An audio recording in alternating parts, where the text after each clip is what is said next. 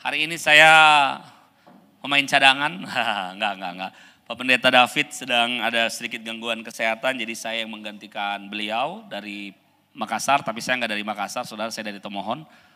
Saudara tersenyumlah ya, hari ini gereja kita pusat itu berulang tahun, saya berharap dari BCW juga bisa hadir sebentar sore, malam, jam 6 sore. Jadi mulai seterusnya pusat akan beribadah, ibadah raya 3 itu jam 6 sore. Mari kita celebrate bersama, saudara, nggak usah bawa makanan karena sudah disediakan makanannya.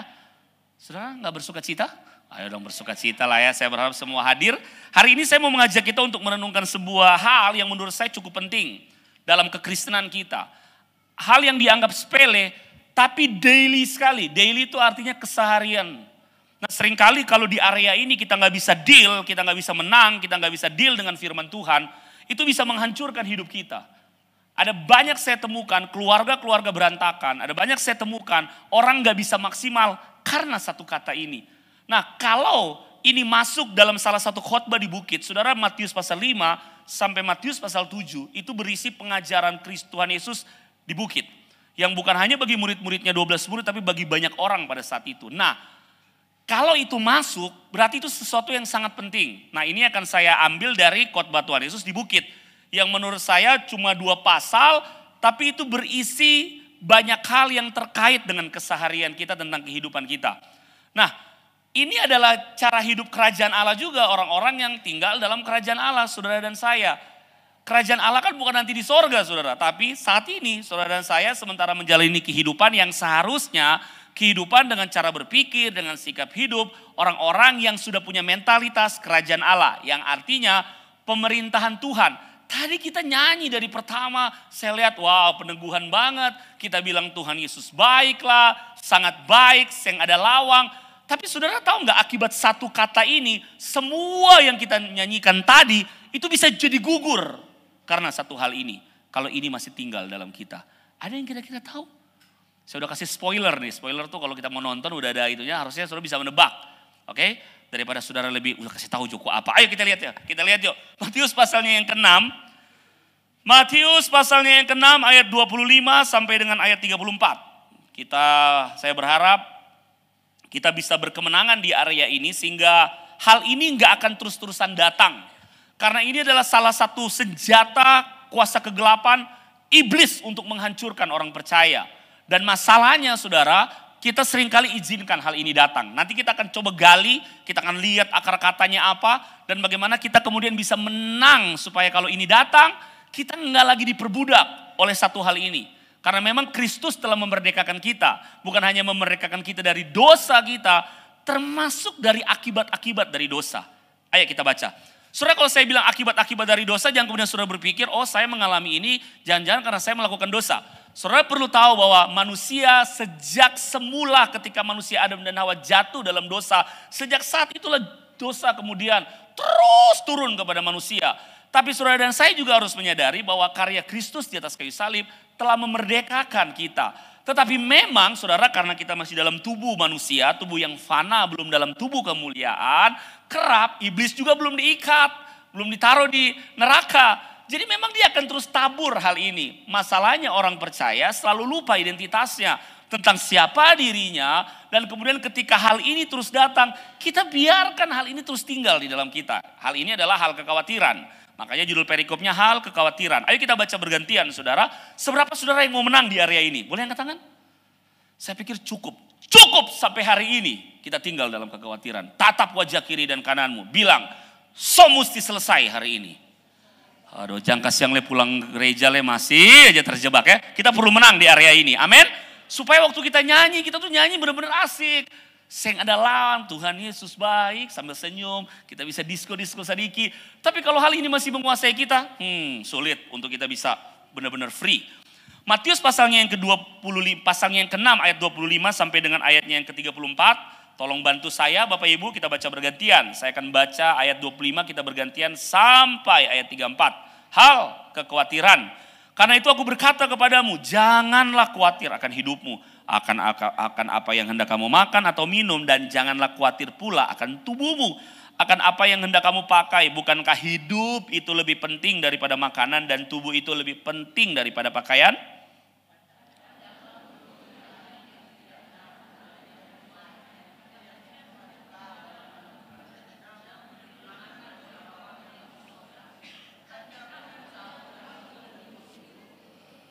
Siapakah di antara kamu yang karena kekhawatirannya dapat menambahkan sehasta saja pada jalan hidupnya?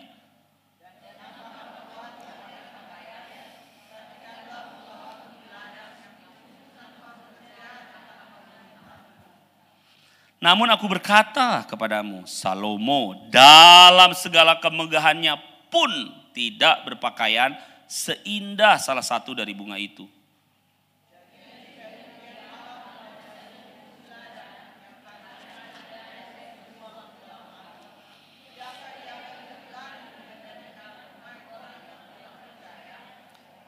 Sebab itu janganlah kamu khawatir dan berkata, apakah yang akan kami makan, apakah yang akan kami minum, apakah yang akan kami pakai.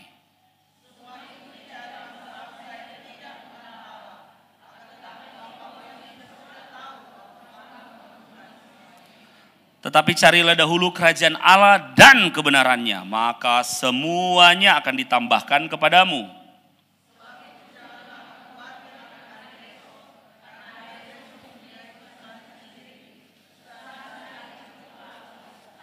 Oke, Bapak Ibu izinkan saya menjelaskan sedikit kenapa kita perlu menangani serius hal ini. Karena hal ini tadi saya katakan ada dua sisi yang hal ini kerjakan. Yang pertama, secara lahiriah, secara fisik, secara keseharian kita. Kata khawatir ini berasal dari satu kata Yunani merimnao. Kata merimnao dari akar kata merizo. Keren sih tulisannya. Merizo, pelafalannya enak didengar. Tapi masalahnya pengertiannya. Nah, kata khawatir dari kata merimnao, dari akar kata merizo punya pengertian secara fisik nih, secara cara berpikir.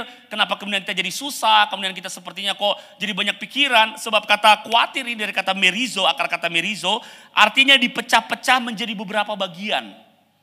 Makanya lihat kalau orang khawatir, itu nggak tenang. Kalau saudara lihat kata merimnao itu, muncul kata to be anxious. Jadi kata kecemasan, kata penyakit anxiety, kecemasan berlebihan muncul dari khawatir ini. Makanya kenapa saya katakan kita perlu serius nih. Karena banyak orang zaman dulu itu orang-orang yang kena mah akut itu biasanya orang-orang yang 40 tahun ke atas. Sekarang masih muda 20-an itu sudah kena anxiety. Karena kenapa? Khawatir yang dibiarkan. Jadi sudah lihat ya, khawatir ini kenapa tadi saya katakan kita perlu serius nih menangani ini. Kita nggak bisa anggap itu sebagai sesuatu yang biasa saja. Ingat, kalau ini dimasukkan dalam salah satu hal yang dibahas dari Matius 5 sampai Matius 7, itu berarti penting. Karena Matius 5 sampai Matius 7 adalah hal-hal yang kehidupan keseharian kita. Kalau saudara baca pasal sebelumnya, perikop sebelumnya berbicara soal hal mengumpulkan harta. Itu jelas dia punya urutan. Jadi memang hal-hal yang terkait dengan keseharian kita. Saudara bekerja, saudara berbisnis, saudara mengumpulkan harta. Kemudian masuk di area ini tentang kekhawatiran. Kalau ini sampai dimasukkan, ini berarti serius di mata Tuhan. Karena kekhawatiran ini bukan hanya sekedar hal yang muncul dalam cara berpikir kita. Tapi ini bisa menjadi hal yang memperbudak kita. Padahal jelas karya Kristus di atas kayu salib itu sebenarnya membebaskan kita dari perbudakan. Selain perbudakan dosa, termasuk perbudakan kekhawatiran. Makanya ini serius banget saudara. Ini akan membuat, itu satu sisi ya, tadi saya bilang ke satu sisi. Di sisi yang lain, maaf Bapak Ibu.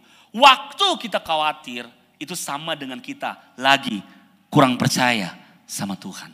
Makanya kalau saudara baca ayat-ayat selanjutnya tadi kan jelas toh. Hai kamu yang kurang percaya. Semua yang kita nyanyikan tadi tuh. Besaran Tuhan lebih tinggi dari langit. Kemuliaan Tuhan sanggup mengatasi. Itu semua gugur hanya karena apa? Kekhawatiran. Coba saudara renungkan ini. Makanya ini serius banget. Bahkan segala hal yang kita imani tentang kesembuhan kita.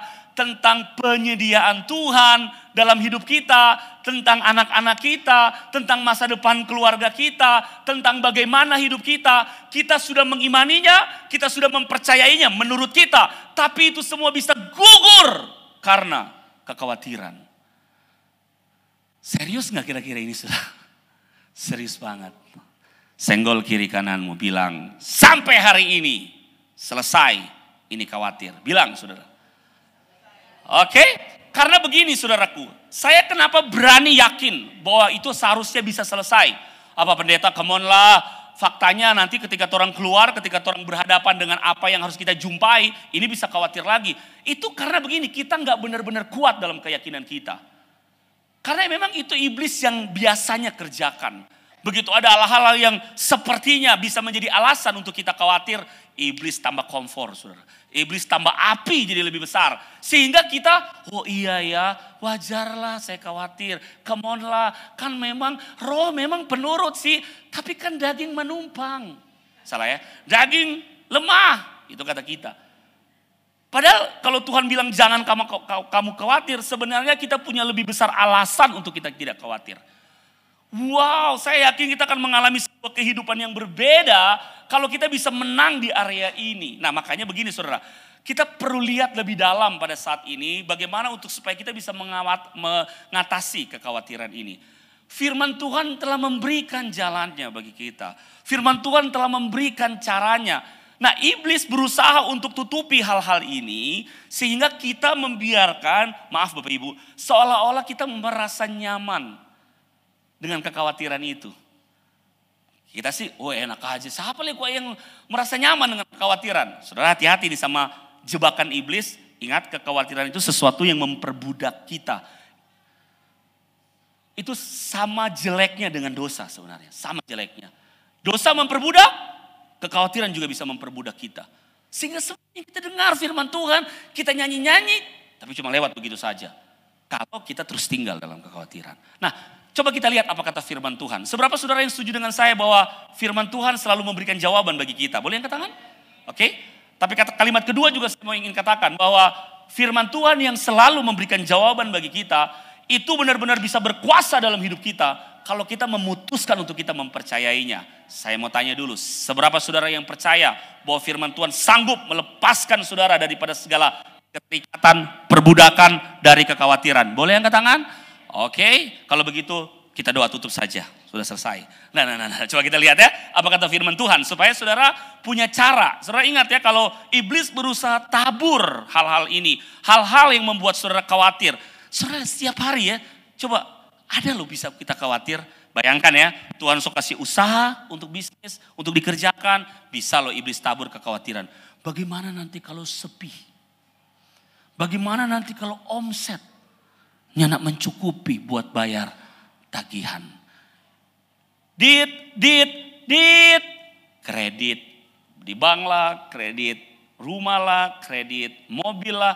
Bagaimana kok cukup? Padahal udah ada usaha nih. Dulu waktu belum ada usaha kita berdoa. Tuhan buka jalan Tuhan. Oh kita nyanyikan dia buka jalan. Tuhan sudah buka jalan. Muncul lagi khawatir. Bagaimana kalau sepi? Supaya jalan rame. Udah bagus sih. Jalan rame. Tuhan mulai bukakan jalan. Ada berkat-berkat yang mengalir. Kita khawatir lagi. Begitu ada tiba-tiba ada ya orang lain buka usaha yang mirip hampir sama dengan kita. Bagaimana nanti kalau kita pelangganan pindah ke situ? Coba saudara. Waktu kita belum menikah. Tuhan apakah kita akan menikah Tuhan? Kita khawatir. Tapi begitu Tuhan sudah sediakan. Kita khawatir lagi. Mau ada anak atau nyanda ini. Begitu sudah dapat ini fenomena saudara. Saya kasih tunjukkan kepada saudara ini kekhawatiran yang memang sama iblis selalu dilepaskan. Begitu sudah ada anak, 1, 2, 3, kok bagaimana nanti di dalam sekolah? Masuk TK saja so mahal sekarang. Masuk SD, masuk SMP, begitu mereka sudah mulai besar saudara ya. Kok kuliah nanti bagaimana? Ada aja kekhawatiran. Ini yang sifatnya jangka panjang. Belum yang daily, yang keseharian. Yang ada hal-hal saja, contoh. Tuhan mulai berhasil nih. Puji Tuhan, Tuhan mulai buka jalan. Praise the Lord. Tapi biasa kalau doi sobanya begini. Bagaimana kalau tapi suami semua lain ini? Khawatir lagi. Tapi yang saya bilang ini sih saya yakin bukan di BCW. Ini itu ada di luar sana ya. Di luar daripada tempat ini. Amin. Tapi kita perlu siap sedia supaya yang di luar nyana mau jadi 4 orang. Amin. Mencurigakan kan aminnya. Oke, coba kita lihat saudara. Apa yang harus kita lakukan? Nah itu yang saya tadi katakan firman Tuhan tuh keren banget saudara. Hal yang pertama saudara, kalau saudara khawatir, ini yang firman Tuhan katakan. 1 Petrus pasal 5 ayat yang ke-7. Ayo kita baca saudara. 1 Petrus pasal 5 ayat yang ke-7. Apa yang saudara harus lakukan pertama terhadap kekhawatiran saudara? Ayo kita baca sama-sama. 1 Petrus 5 ayat ke-7. Oke, 2, 3. Serahkanlah segala kekhawatiranmu kepadanya, sebab Tuhan yang memelihara kamu. Jadi yang firman Tuhan beritahu kalau kita lagi menghandle, memegang, membawa, entah dalam pikiran kita, entah dalam hati kita. Firman Tuhan beritahu siang hari ini Bapak Ibu yang saya kasih, cepat segera serahkan sama Tuhan. Itu memang bukan bagian kita. Alkitab yang beritahu bukan saya. Serahkanlah segala. Tolong jangan cuma setengah-setengah kalau serahkan. Ya kalau urusan pelayanan kita serahkan opa Tuhan. Mar, Tuhan kan mesti pakai itu pikiran Pak Pendeta. Alkitab bilang segala pekerjaan kita, karir kita, usaha kita. Cuma fenomena yang terjadi, mohon maaf ya kameramen saya agak sedikit jalan-jalan. Kau harus berkreasi dengan baik supaya masih bisa tetap disaksikan. Kita kadang-kadang waktu kita berkata bahwa kita menyerahkan segala kekhawatiran kita, sepertinya kita menyerahkan. Tapi maaf, kita tidak sungguh-sungguh menyerahkan. Saya kasih contoh. Kita datang sama Tuhan. Tuhan, berat. Ini hal yang saya hadapi. Udah buat saya khawatir. Saya udah minum semua obat merek, mulai dari Milanta, Proma, sampai yang mahal. Kalau udah berat. Asam lambung saya. Karena ini kekhawatiran. Tapi saya sudah dengar firman-Mu. Serahkanlah segala kekhawatiranku. Oke Tuhan. Saya serahkan. Contoh, Pak Ferdinand jadi Tuhannya contoh. Ini kekhawatiran saya. Tuhan, saya percayakan kepada. Ku percaya Engkau sanggup untuk menolong. Itu doa-doa kita kan? In the name of Jesus. I pray, aku berdoa. Amin. Begitu amin. Kita ambil ulang. Kita bawa lagi. Coba saudara, kenapa saya berani ngomong begitu? Waktu doa doang, kita betul-betul sepertinya menyerahkan. Habis itu kita ambil lagi. Lewat apa? Waktu kita menjalani lagi, kita berpikir lagi, kita masih simpan, kita masih bawa itu kekhawatiran. Saya mau tanya, salahnya siapa kalau begitu? Salah Tuhan kah? Salah kita. Tapi kata puji Tuhan, torang pe Tuhan memang paling baik. Torang pe Tuhan tidak tersinggung waktu diambil lagi. Coba kalau Tuhan tersinggung, oh iya, mau ambil ulang, oh iya, sebiar jo. Abis nguni kalau abis, enggak begitu torang pe Tuhan. Paling Tuhan cuma geleng-geleng. Dia sok kasih, dia ambil ulang. Kayaknya memang dia perlu diberikan pengertian firman Tuhan lagi. Itu hati Tuhan buat kita. Tuhan gak akan hukum saudara sih. Cuma kita sendiri yang tersiksa. Ini kekhawatiran saya gambarkan sebagai aqua.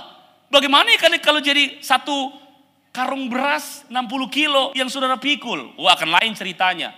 Benar saudara? Kekhawatiran itu membuat Alkitab katakan sampai orang jadi bungkuk, jadi berbeban berat. Sebelum saya lanjut coba lihat wajah kiri kananmu. Adakah wajah-wajah yang sepertinya berbeban berat? Katakan kepada dia, selesai hari ini. Ayo bilang. Haleluya, tepuk tangan buat Tuhan kita. Serahkan jokwa baik-baik. Amin. Sesuatu yang memang bukan bagian kita, ngapain kita bawa? Nah memang ini ada dalam cara berpikir. Saudara tahu enggak pengertian yang lain daripada kata tadi, pengertian kata khawatir. Itu kita ditarik kedua kutub. Kutub sebelah dan kutub sebelah. Kutub yang sebelah adalah masa lalu. Kita menyesali masa lalu. Biasa kekhawatiran terjadi karena kita menyesali masa lalu. Aduh, kenapa kan kita ada baking begitu? Aduh, kenapa kan kita bersikap begitu? Nah, masalahnya itu kan sudah terjadi. Tapi masalah kekhawatiran ini juga bukan cuma satu kutub. Kutub yang lain. Kutub yang lain adalah masa depan. Kok nanti bagaimana nih? Orang Manado bilang, belum trek ke sana, sok kamari. Itu bahayanya kekhawatiran. Makanya orang yang khawatir itu gak bisa benar-benar free. Padahal Tuhan mau. Karena karyanya di atas kayu salib. Saudara dan saya kata firman Tuhan. Kita semua telah dibebaskan. Wow saudara, Tuhan mau kita bebas. Tepuk tangan buat Tuhan. Tuhan mau saudara bebas. Tuhan gak mau, makanya Tuhan bilang, ayo serahkan dong kekhawatiranmu. Sebab bukan cuma berhenti sampai di situ. Aku yang pelihara kamu. Tuhan yang pelihara kita Bapak Ibu. Semesta ini dia yang ciptakan. Dia itu sumber. Memang hati Tuhan mau memelihara kita. Makanya waktu kita khawatir itu sama dengan artinya. Makanya saya bilang ini khawatir ini serius. Mohon maaf ya saudara, tadi saya pakai kata yang sedikit santun. Sama sepertinya dengan kita kurang percaya. Tapi sebenarnya kata yang lebih keras adalah, itu sama artinya kita lagi maaf saudara. Saudara mungkin berkata, enggak maksud saya enggak begitu. Bahayanya khawatir, kenapa Tuhan suruh kita tidak khawatir?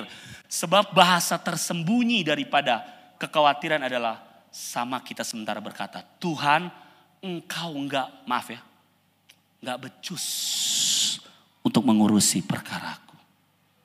Makanya Tuhan serius banget loh. Baca Alkitab saudara. Tuhan Yesus beberapa kali tegur murid-muridnya karena khawatir, karena ketidakpercayaan mereka. Saya tahu hati kita paling dalam tidak ada bermaksud seperti itu. Tapi kalau itu dibiarkan, saudara lihat gak ada orang yang khawatir mulai kehilangan kepercayaan. Mulai salahkan situasi, mulai salahkan orang. Salahkan suami lah, salahkan istri lah, salahkan anak-anak lah, salahkan orang tua lah. Mulai salahkan bahkan pengerja. Mulai, terakhirnya sudah ada yang mau disalahkan. Semua tak salahkan. Siapa lagi kan tak belum salah. Ini karena Tuhan. Tuhan masa rekeng. Tuhan yang tahu dengan apa yang kita alami. Saudara tahu enggak kenapa itu terjadi? Dimulai dari kekhawatiran. Jadi yang pertama apa Bapak Ibu? Apa yang pertama? Serahkan. Mau menyerahkan atau mau bawa terus? Coba tanya kiri kananmu. Mana mau bawa terus atau semua kasih apa Tuhan? Kasih betul-betul ya. Oke? Oke, yang pertama apa saudara? Serahkan. Nah itu yang pertama. Yang kedua saudara, pada waktu kita menyerahkan, kita perlu mengalihkan fokus kita. Ingat ya, iblis akan selalu datang. Saya perlu menyampaikan ini, sebab memang iblis belum diikat Bapak Ibu. Itu emang kerjaan dia yang membuat kita selalu sepertinya mau tinggal dalam kekhawatiran. Dia tabur pikiran negatif, dia tabur hati yang susah, dia sepertinya menunjukkan fakta-fakta. Ngana lia, apa tuh Pak Pendeta Fani udah bilang, cuma baking senang dia itu. Marcoko ngana lia dia fakta. Makanya kita perlu mengalihkan nih fokus kita kalau dia mulai menyerang. Saya belum, Pak Pendeta kenapa orang tidak tengking Joko dia? Kita tengking, dia balik ulang. Karena dia belum diikat memang. Masih ingat gak kisah satu kali Tuhan kasih perumpamaan. Ada rumah yang dikuasai oleh roh jahat. Diusir nih roh jahatnya. Tapi dia cari lihat, sekosong. Nah makanya penting jangan kita biarkan diri kita kosong saudara. Kita perlu isi dengan firman Tuhan setiap hari.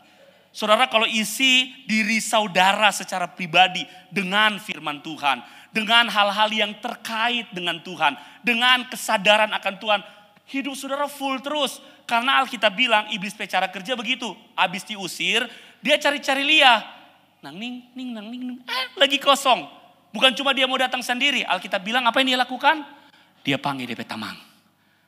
Marco. Terus Alkitab bilang maka lebih beratlah keadaan orang tersebut. Karena dia panggil DP teman-teman. Jadi bukan cuma dan satu dan dua. Dan kawan-kawan. Tapi kalau rumah saudara, diri saudara selalu full dengan firman Tuhan. Selalu full dengan kesadaran akan Tuhan. Dan ku nikmati kau Tuhan. Apa kata lagunya? Tenanglah hatiku. Wai. Dan ku nikmati kau Tuhan. Engkau kerinduanku. Wah Tuhan selalu memenuhi keberadaan hidup kita. Waktu dia coba lepas kekhawatiran, kita tahu kita punya Tuhan, sumber atas segala sesuatu. Waktu dia coba mulai takuti kita, tiba-tiba ada bisul. Ada kanker ini. Padahal bisul, saudara. Iblis Jono. Tapi ini serius, saudara. Saya banyak dapati. Tapi kalau toh memang itu kenyataannya seperti itu, saudara nanti akan mulai mengalami Tuhan sebenarnya. Coba kita lihat dulu hal yang kedua ya saudara. Tadi saya janji ya sesudah kita serahkan, bagaimana kemudian supaya kita bisa benar-benar berkemenangan. Yang kedua adalah saudara coba kita lihat dari firman Tuhan dari Roma pasalnya yang ke-8 ayatnya yang ke-14 sampai dengan ayat 17. Kita baca bergantian lagi ya saudara. Saudara baca ayat 14, saya baca ayatnya yang ke-15. Oke. Roma pasalnya yang ke-8 ayat 14 sampai 17. Saudara terlebih dahulu Roma 8 ayat 14. Silakan saudaraku 2, 3.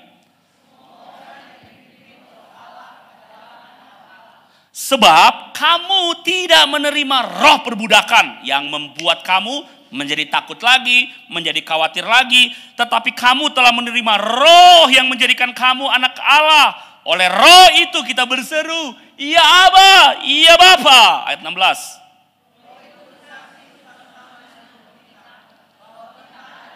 Wow. Dan jika kita adalah anak, maka kita juga adalah ahli waris. Maksudnya dijelaskan lagi. Orang-orang yang berhak menerima janji-janji Allah, yang akan menerimanya bersama-sama dengan Kristus, yaitu jika kita menderita bersama-sama dengan Dia, supaya kita juga dipermuliakan bersama-sama dengan Dia. Kata menderita ini sebenarnya sama arti kata dengan kita taat sama Tuhan. Jadi kalau saya boleh jelaskan, kita perlu mengalihkan fokus kita. Jangan mau sama iblis selalu dialihkan fokus kita kepada kekhawatiran dengan apa yang kita lihat, dengan fakta-fakta yang terjadi. Sesudah kita menyerahkan poin yang kedua, saudara fokus kepada janji-janji Tuhan. Fokus kepada apa saudara?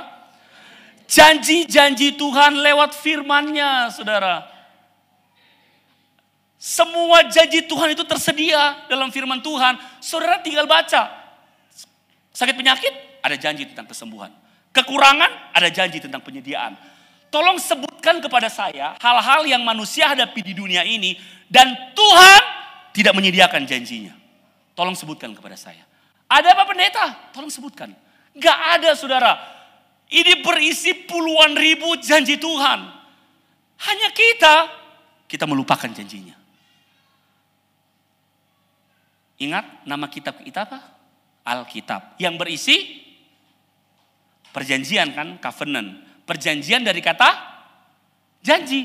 Mau dalam perjanjian lama, mau dalam perjanjian baru. Selain itu adalah sebuah covenant. Tapi di dalamnya juga berisi janji-janji Tuhan. Fokuslah kepada janji-janji Tuhan. Waktu engkau mulai lemah, engkau bisa memperkatakan firman Tuhan.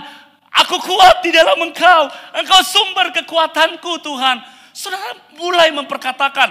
Saudara tahu enggak, saya dengar satu cerita. Satu kali ada orang-orang yang selalu diikat dengan pornografi. Selalu diikat dengan perzinahan. Selalu diikat dengan percabulan. Dia coba lawan dengan kekuatan kemampuan dia. Saya gak mau melakukannya. Saya gak mau. Entah kenapa, seperti saya kasih contoh. Biasa di SOM saya kasih contoh.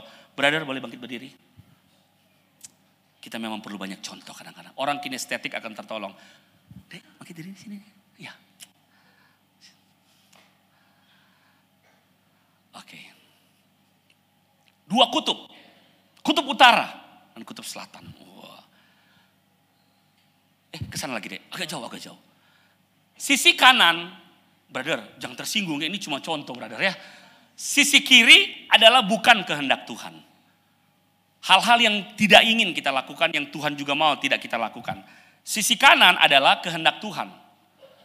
Nah, kalau kita berjuang dengan kekuatan kita, saya gak mau hidup tidak berkenan kepada Tuhan. Saya gak mau hidup dalam perzinahan. Saya gak mau hidup dalam dosa. Saya benci dosa. Brother, contoh ya. Saya benci dosa, saya gak mau. Saudara lihat, at the same time, pada saat yang sama, di mana posisi saya? Jauh atau mendekat? Wih, bukan cuma mendekat. Kita rangkul lagi. Karena kita pakai kekuatan kita. Yang Alkitab ajarkan bukan itu. Yang Alkitab ajarkan kepada kita harusnya kita fokus kepada kebenaran. Semua janji Tuhan. Terima kasih buat kesembuhan yang Tuhan sudah sediakan. Terima kasih buat kekudusan yang Tuhan sudah kerjakan. Terima kasih buat pembenaran yang Tuhan sudah berikan. Kita mengucap syukur dari apa yang sudah Tuhan kerjakan. Lihat posisi saya di mana? Kehendak Tuhan. Apa yang Tuhan mau. Tapi semakin kita melawan dengan kekuatan kita, semakin kita dekat. Makanya kenapa tadi saya katakan kita perlu memperkatakan firman Tuhan. Tadi yang saya katakan, ini perkataan orang-orang yang tadinya fokus kepada saya gak mau lagi berzina.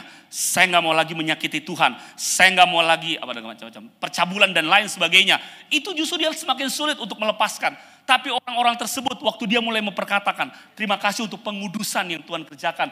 Tuhan terima kasih untuk pembenaran yang Tuhan sudah berikan. Terima kasih Tuhan untuk kasih karuniamu. Terima kasih untuk anugerahmu. Terima kasih untuk kesembuhan yang sudah Engkau kerjakan. Saudara tahu yang terjadi? Mereka dilepaskan. Ini kisah nyata saudara. Mereka dilepaskan karena apa?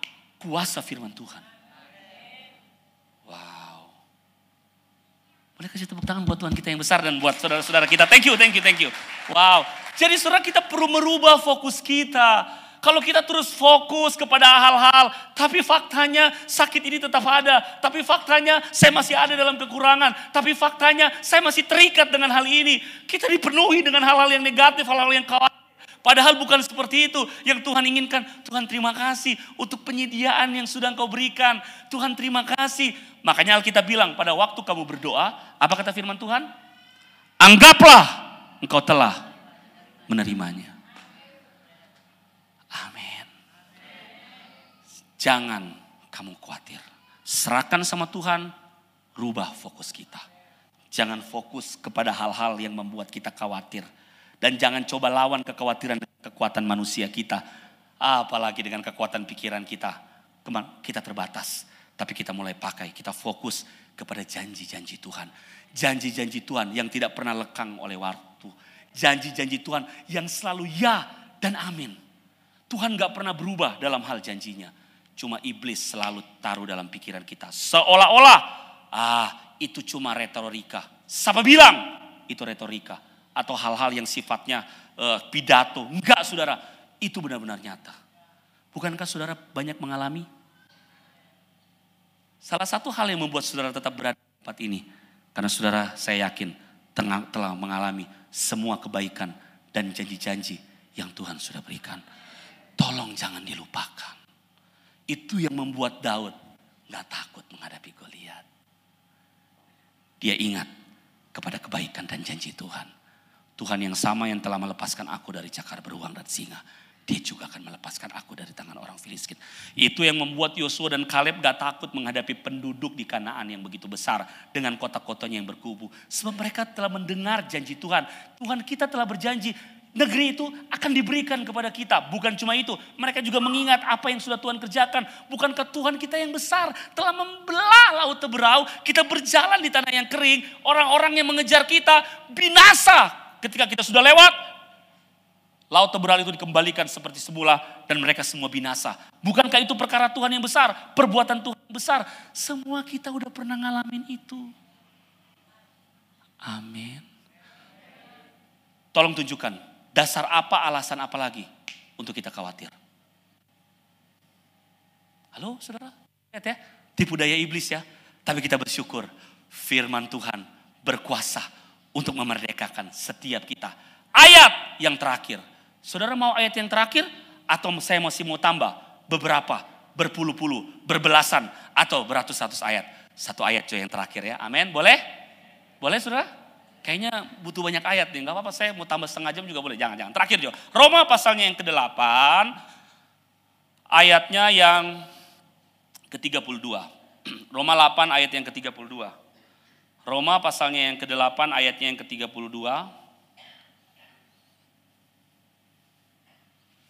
Ini alasan yang terbesar kenapa kita harusnya gak boleh khawatir. All the best from heaven, from Father is already give to us. Semua yang terbaik dari sorga dari Bapa telah diberikan, bukan belum. Ayo kita baca.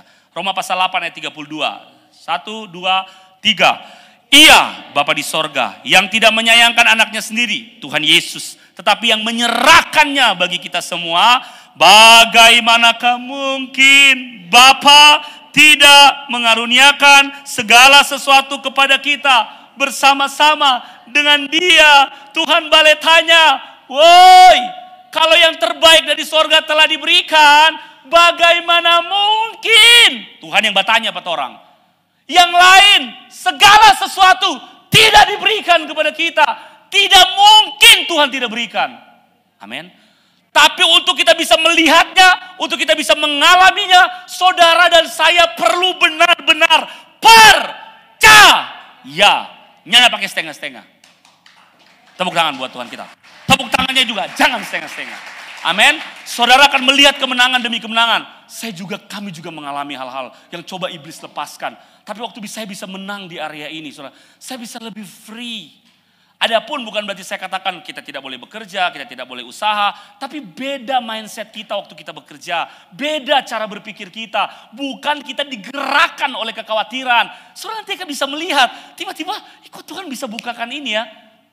Ketimbang saudara berusaha cari sendiri, saudara capek sendiri. Tapi waktu saudara menyerahkan kepada Tuhan, percaya kepada Tuhan. Tapi saudara juga siap, waktu Tuhan mulai bukakan, jemput. Makanya sekarang saya rubah kalau anak-anak tanya, Papa mau bekerja, mau cari uang? Bukan. Saya menjemput berkat yang Tuhan sudah sediakan. Beda ya saudara ya, mencari sama menjemput.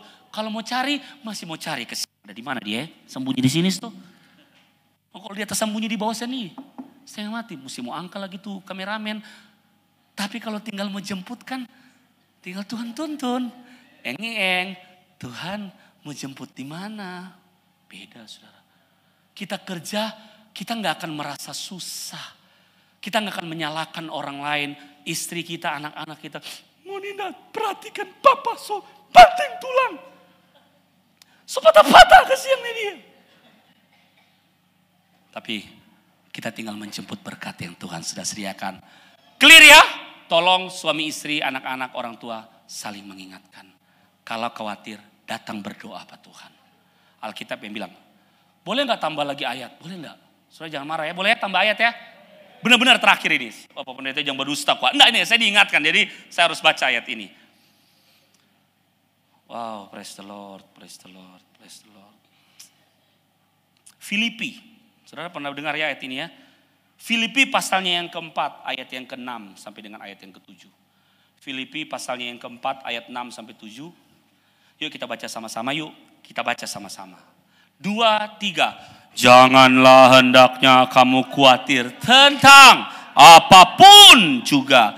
Tetapi nyatakanlah dalam segala hal keinginanmu kepada Allah dalam doa dan permohonan dengan ucapan syukur.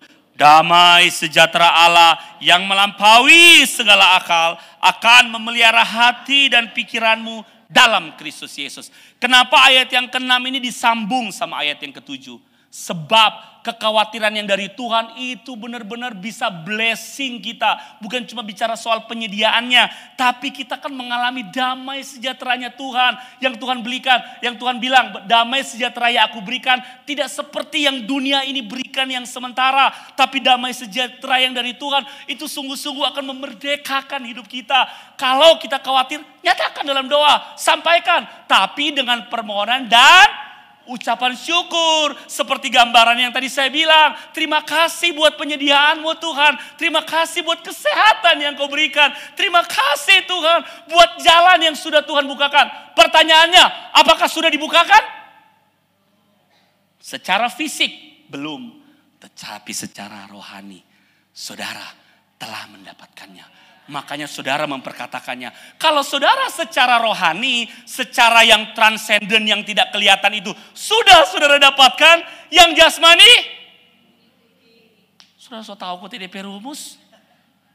Ya sudah kalau begitu selesai orang. Amin. Senggol kiri kanan, stop hari ini. Sampai di sini khawatir kita. Amin. Bilang sampai di sini kisah kita tentang khawatir. Mari kita bangkit berdiri saudara.